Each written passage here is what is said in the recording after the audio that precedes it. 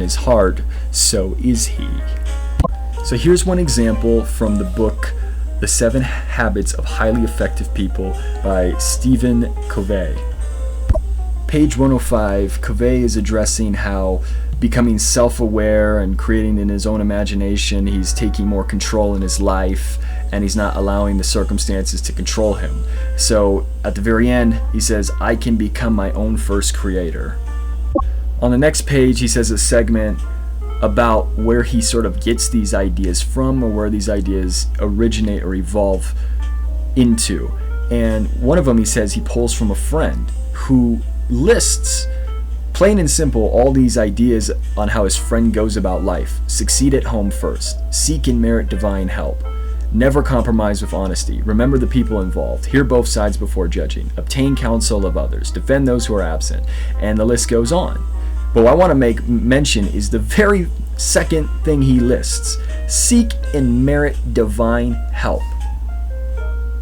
I'm trying to figure out where many authors decide for themselves that they can say that they're own creators and that they can create whatever they want to in these lives that they want, but yet they pull from divine help, or they seek divine help.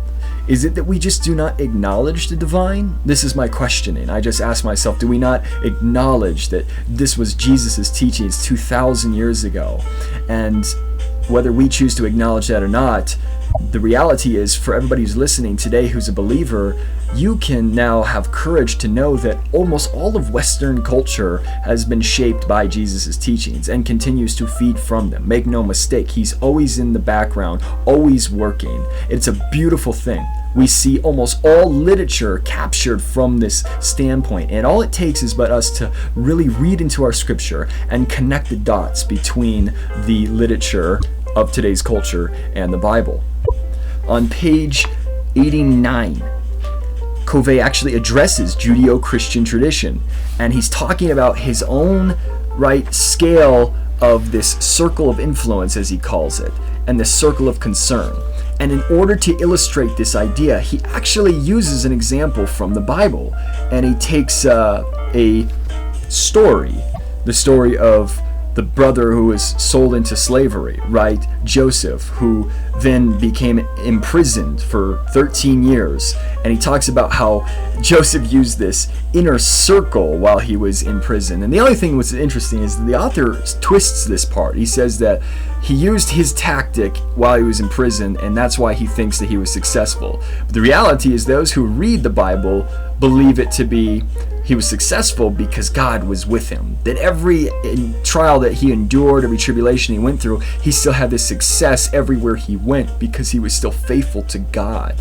Now that is the point of the century that is trying to be conveyed within biblical scholars and in the way that they convey the Bible and so forth, and as we are to know in Scripture.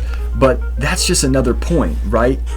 There are going to be many more episodes that are going to address ideas that are just like this, and we're going to make tons of connections because it's just fun to make these connections and these observations. Once more, another disclaimer: I am not saying that this way is this way, this way is this way, and you're wrong for this or you're wrong for this. No, this is simply just making the massive observation, which even, might I make note, that Jordan Peterson has said in an actual interview out there yonder on YouTube, that our entire culture has been shaped indeed by the Bible. It's just a matter of perspective.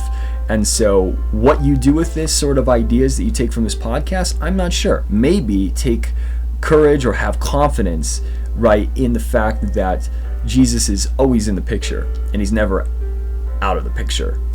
Anyways, guys, I hope you enjoyed this episode today on the idea of being self-centered in your own leadership in life, or choosing to follow God and seeing what it's like when you cut out all the bread and butter and you rid of all the complexity of life, you bring it down to its most simplistic measures, and that is to take up the cross, to follow Jesus' teachings, which then are capitalized by numerous amounts of self-made millionaires and billionaires who claim that their tactics have got them where they are, but really they've just fed off of Jesus' teachings.